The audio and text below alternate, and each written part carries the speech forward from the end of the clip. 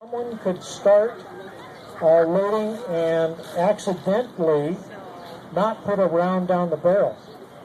So if you got really overzealous, you were really in a hurry, you only primed your pan and nothing was in the barrel, you get a flash in the pan. That's exactly where that saying came from. That's all that was a flash in the pan. He had no charge down the barrel.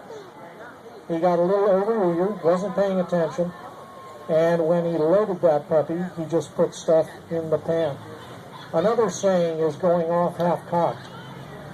That meant that if, in the eagerness of our soldier or militiaman, they only brought the hammer, the cock, to half position and pulled the trigger, it's not going to go off.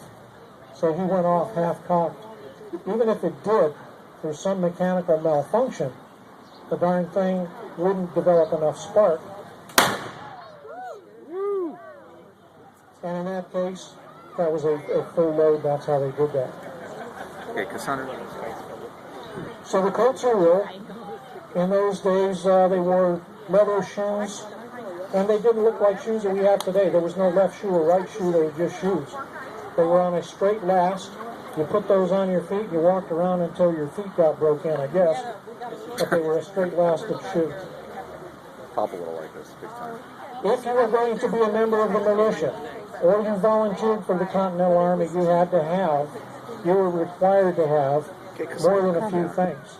First thing you had to have was 2 teeth, one on the top, one on the bottom, that opposed each other, so you could tear open those paper cartridges. If you had no teeth, that'd be a problem. If you had teeth on the top but nothing on the bottom, you can't tear that cartridge. So you were kind of disqualified for service. You had to bring your own musket. That musket also had to have a steel ramrod. That's what they specified. They didn't want these things breaking. But once they had the musket, once they had the ramrod, the next thing they had to have was a bayonet. These muskets can be loaded probably by very experienced, well-trained people 3 times in a minute. Well, I don't think any of us could beat that, but it's 3 times in a minute. Well, these battles took place at about 60 yards apart. The enemy would close after about the 3rd round. He's pretty close to you. You don't have enough time to load. Besides that, the barrel that you've got is way too hot to handle from those rounds going out. So you put on your bayonet, and that was one of the items required. It's really cool. If you were going to be a Continental soldier or a militiaman, you had to bring your own bayonet or what they called a hanger, a sword.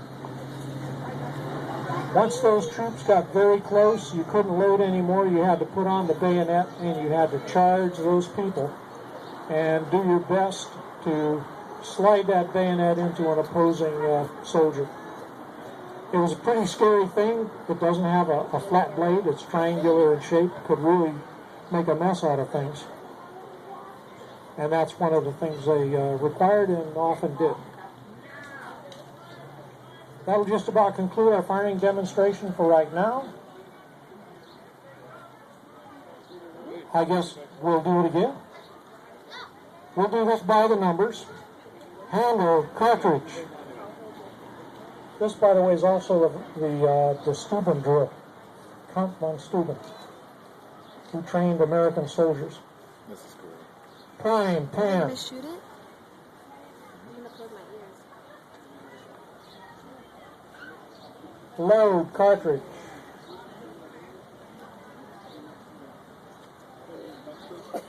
Withdraw, rammers. Ram down, cartridge. Withdraw, rammers. Replace, rammers. Present, firelocks. Ready, fire. That's awesome. Order, firelocks.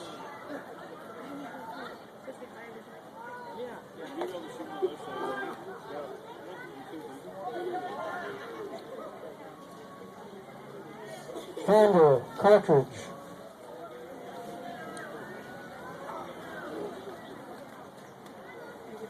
Prime, pan.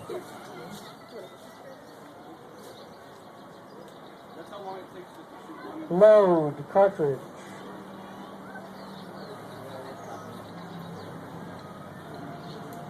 Withdraw rammers. Ram down cartridge. Withdraw rammers. They're now quite ready to discharge those. I think we ought to wait. We've got replace rammers. I think we'll wait for this group of people coming across the street.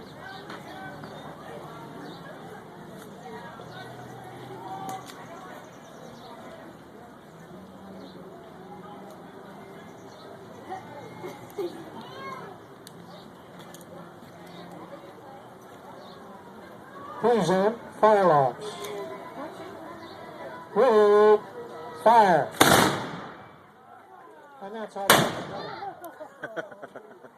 Can you picture 1,000 men lined up, Good grief. firing all at the same time? And that was done by the British and by the Americans. Those weapons fire it's a ball, 75 caliber. It's 3/4 of an inch in diameter, weighs the better part of an ounce. The accuracy was a little bit less than desired, but the idea behind it was masked fire. When you have a group of people, especially a large number, 1,000 guys firing at the same time, you're going to hit something in front of you, particularly when you consider that the enemy wasn't much more than 60 or 70 yards away at maximum. So that concludes our firing demonstration for now. I think we'll get the Continentals and our militia unit back over into the shade. Shoulder fire locks. Right phase. Forward march. Column right march. That's cool. If I don't stay on this, they'll keep marching to the back of the house. Detail halt.